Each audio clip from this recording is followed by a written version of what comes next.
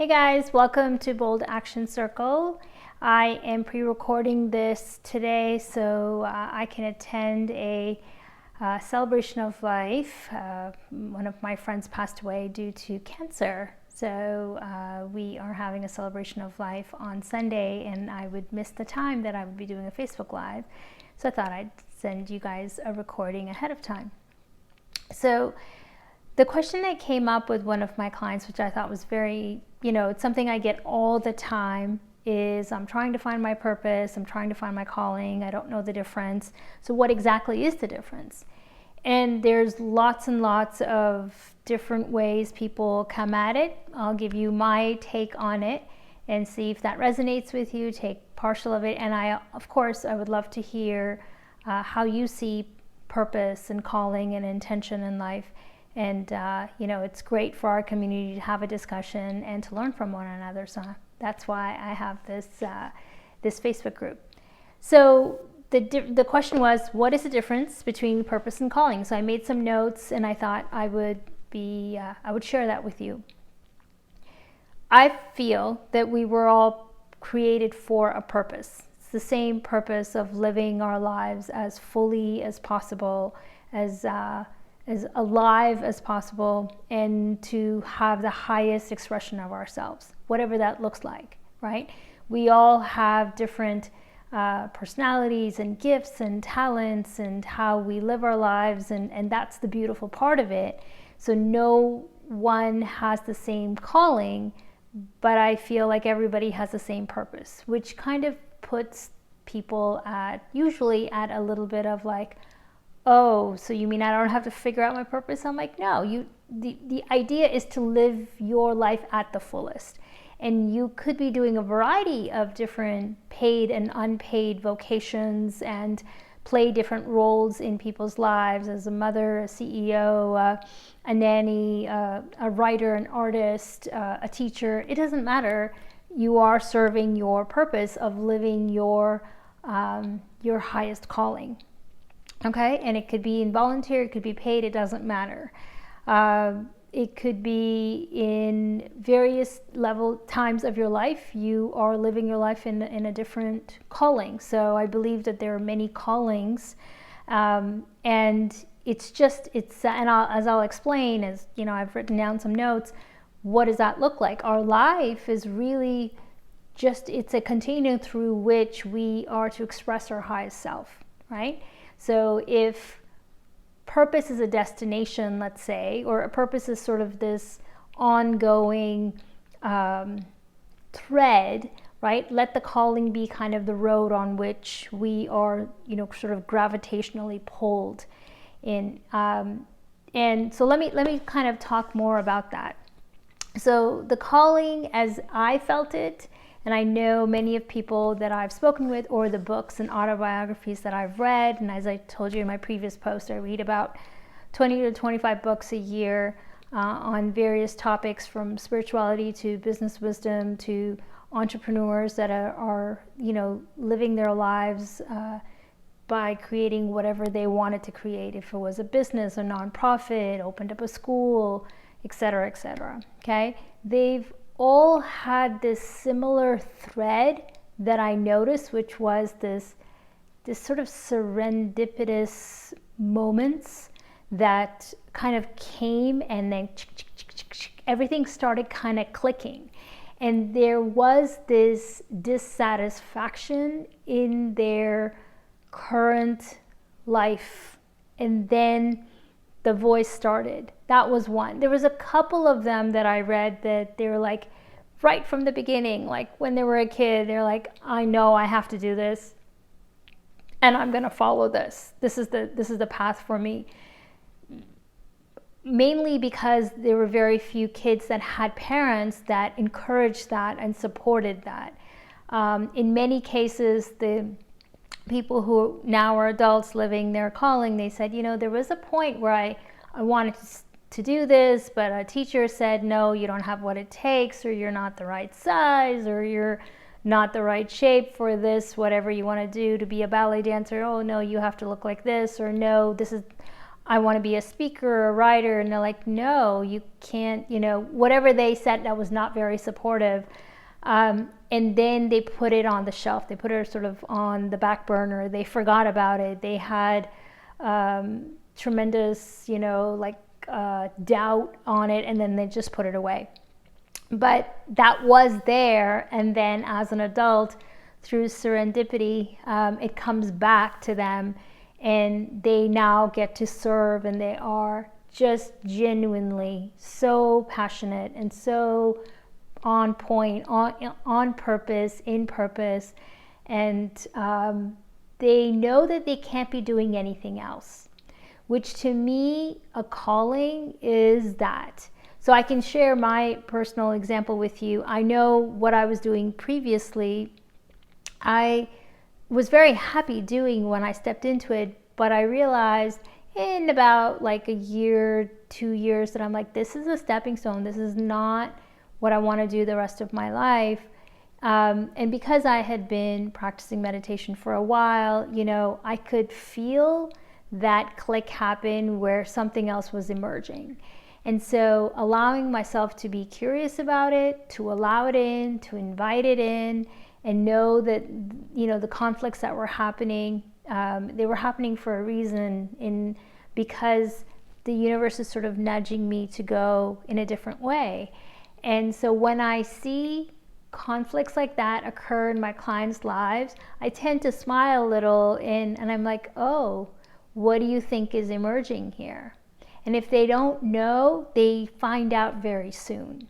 And what we think is a conflict is just simply a sign. And if we see enough of those signs, and there's a pattern of signs, you'll notice that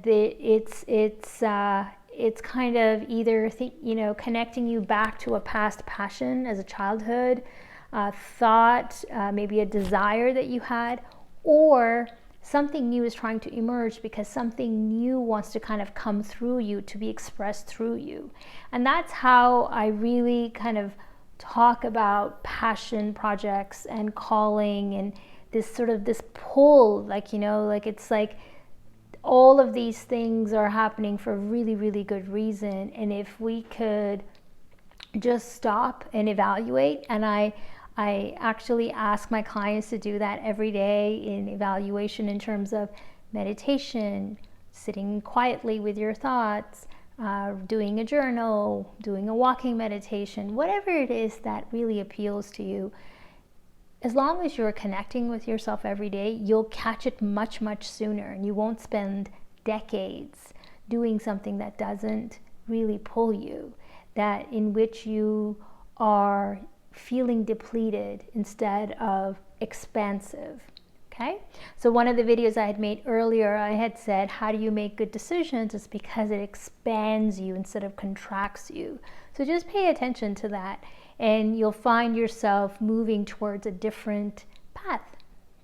So let's go into some of my notes that I have. So strong gravitational pull towards any number of vocations. So, I feel you can have multiple callings. One calling is there, you're there for a decade, and then it's like something else is calling you. Well, it makes sense because we are all evolving. We're all continuing to sort of evolve and change. So there's nothing wrong with that.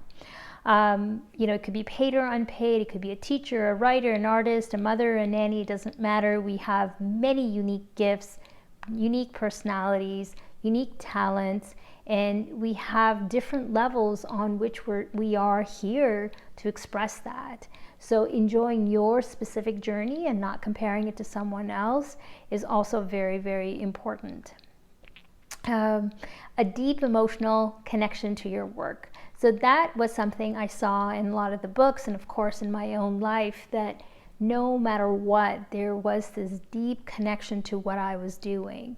And what I saw was that I loved connecting with people. It was so easy for me to do that. It was so, it really expanded my body, and it expanded my heart, and it opened up my heart the more I was able to help people. That was my calling, and no matter if I did that in my previous job or I did it here, as long as I was able to help and sort of uplift people, I knew that I was serving. Okay. Now, in that previous position I was in, it kind of lost its luster after a while. And so I found myself complaining about it. Had I had that knowledge back then, I would have realized, oh, this means my role is done and something else is calling me. There's another role that's sort of much more, it's much more what I want to do, and my role here is done. So,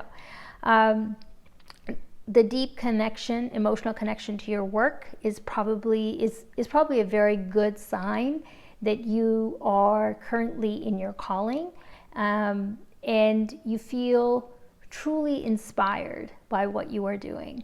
So much so that you're in the flow. Like, hours will go by, and sometimes my clients will be here a lot longer than we expected, but we were totally in the flow and we were getting so much done. And so much was being unraveled and figured out that neither of us looked at the time. And that happens all the time. I completely lose myself in my work, and I'm in joy. I'm in complete joy to be able to do this. And I feel lucky to be able to be in this position, to be in service. So those are all sort of characteristics of what a calling is. Not to say that won't change in 5 years or 2 years from now, but the sort of the main thread has always been when I've been really the most elevated and expanded is when I am in service of others, and specifically with women. But I've helped a lot of men as well with my work, but it just so happens there was this real calling to open up some sort of an academy or do some sort of coaching academy around the idea of women and circle of women. And that's how this Facebook circle started, was that, okay, well, let's just have, let's meet digitally. If meeting on a day that doesn't suit, 60, 70 people, at least digitally everybody can come in when it suits them.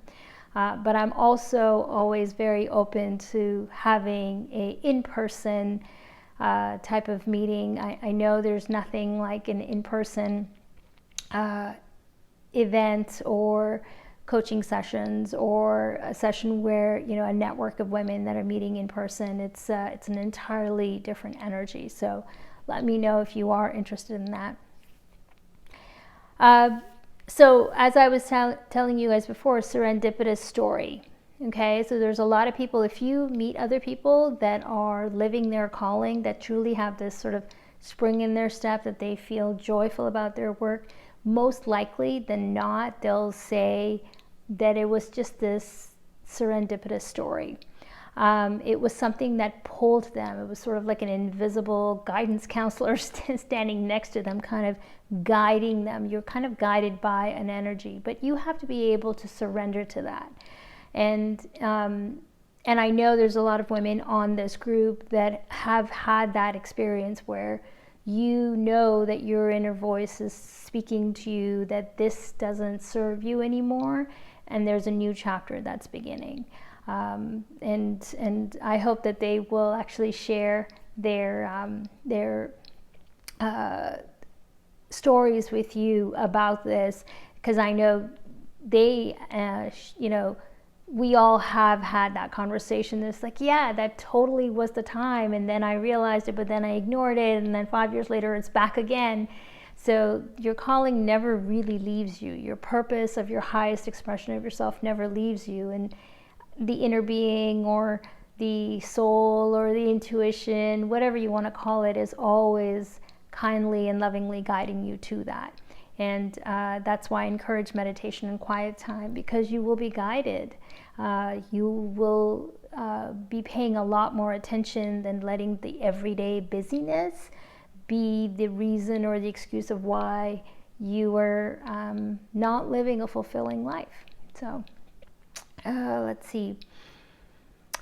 Yes, so the feeling of acting in a larger role, sort of a larger role than being a mother, a girlfriend, a wife, a partner, a CEO, a member of an organization. There's something much, much bigger than that. There's a bigger vision there. I myself have always felt that women are incredible, and they, fill so many, so many roles, and I wanted to be, a support, sort of a member on their team as they're sort of navigating their lives. And so that's why I dedicate my life to women, and always have, even in my in my education. I did 4 years of linguistic training. That was to help women learn English as an ESL, so that they can integrate into the society, so that they can advocate for their children as mothers, and advocate for themselves, for their rights in their professional careers, and make sure that they are getting paid well. So as you can see, the calling never really left me, but different vocations at different times brought that out. And I know that what I'm doing now is exceptionally fulfilling, because it's back again, it's sort of a full circle, and I have a much clearer understanding of what I want to do. So I hope that giving my example helps you as well, sort of evaluate and think about and reflect about your life, if you are not at a position where you've found your true calling. You fit into a job, a calling fits you, okay? That was really well captured by Chip Connolly, and I wrote that down in my journal. You're enraptured by an elevated mood and expansiveness, a sense of passion and a sense of peace. So those were really important words, because there's this sense of passion. I was just mentioning about being in the flow, and you just love what you do. And then there's this sense of peace, knowing that this is exactly what you're supposed to be doing. There isn't anything else. And you love what you're doing. And there's a sense of peace there's a sense of calm, that you don't need to compare yourself to anyone else, because you're exactly where you need to be. Okay? So that's also an important element of calling. You tend to be intrinsically motivated. So it's not the money or the fame or the fancy title that's calling you. That's kind of attractive. It's just this, what is the legacy, what is the impact you want to make, and then you're finding yourself kind of making that in your various vocations. And then there may be a certain career choice, or a business, or a volunteer position, or starting a nonprofit, whatever it is, then it then takes up all your attention, because that's exactly what you want to do. The calling can evolve as you do. You don't have to stick to one vocation. As I mentioned, you can have multiple callings as well, as far as I'm concerned. I'm not a big rule stickler. I feel like everybody is very, very much an individual, and what works for you doesn't necessarily work for someone else. So create your own life and design your own life. So as long as you're paying attention and you're connecting within, you'll find that you will be receiving the messages that are so important to you. That'll help you figure some of these things out. So quiet, reflective time. I did find out that meditation does mean to get familiar with yourself. So this makes a lot of sense why it is such an integral part of what I do and what I teach, is that if you don't know yourself well, it's going to require a lot of experimentation. But even external action can only do so much unless it's inspired, it's in spirit. So it's inspired by an internal desire, or a burning desire that you have. Then we know we're onto something pretty deep. Okay? Have conversations that help you navigate back to your soul, your inner GPS, your intuition, however you want to call it. It doesn't happen overnight. Like all things that are very, very important in life, it does take a little bit of time, especially if you have not been connecting with yourself. It's going to take a little time to sit with yourself, to sort of let go of some of the judgments that come up, and when it comes to meditation, what have you, and then eventually, as the more you're sort of talking to yourself and listening to yourself, the more you will evolve as to, oh, okay, this is what I actually want. This is other people's opinions, like I have mentioned many times. These are borrowed goals. These are not my goals. This is not what expands me. And as one of the members was asking, it's like, how do you know? That's how you know, because you'll find that when you are doing, you'll go down a path and you go, this doesn't really expand me, and then you'll kind of change directions. As long as you are being expanded and it truly makes you happy and you don't have to justify it to anyone, you're on your path. So here's some reflection questions that I wanted to leave you with, that maybe it can help you in your journal, and I give these to my clients as well. We usually talk more about these because even in our conversation, I'll find that some of these are answered, and I then point them out, and we then are able to go a little bit faster, but hopefully these will help you. So what would you pursue if money wasn't an issue?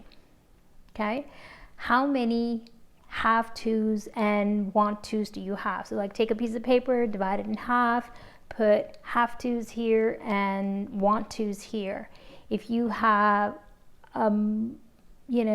bunch more of have-tos compared to your want-tos in a position, for example, in a career or in a vocation, you are kind of signaling to yourself that it may be time to reevaluate, right? Either have-tos in a relationship as opposed to want-tos, have-tos in a business that may be 10, 15 years old and it's not fitting you anymore. Have-tos in your present job. So is there enough want-tos there that for the most part this is kind of where you're enjoying yourself and you are growing? So the next question is, which parts of your work that represent the want-tos, okay, can you nurture and grow, and that the pleasure can override the pain, okay? So when you think about some of the want-tos that you have on your list, which are the ones could you nurture and grow? Maybe there's a business there that you didn't think of. Maybe there's some sort of a side hustle there. Maybe there's a nonprofit there. Maybe there's some volunteer work there.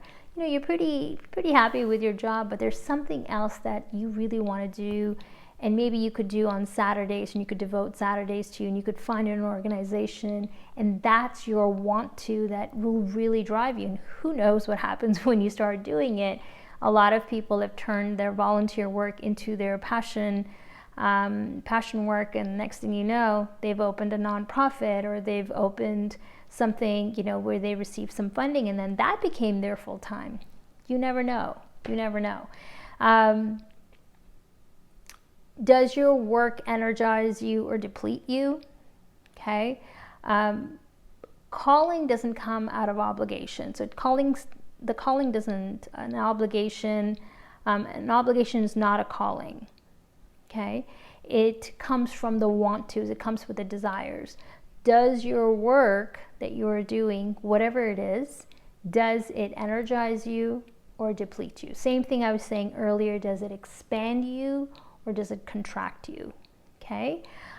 Generally speaking, the overall feeling, even a calling can deplete you some days, but say if you look at it as a year, right? There's been parts of my business that have been, a little bit difficult, a little bit challenging, but that's okay, because overall, I wouldn't change it.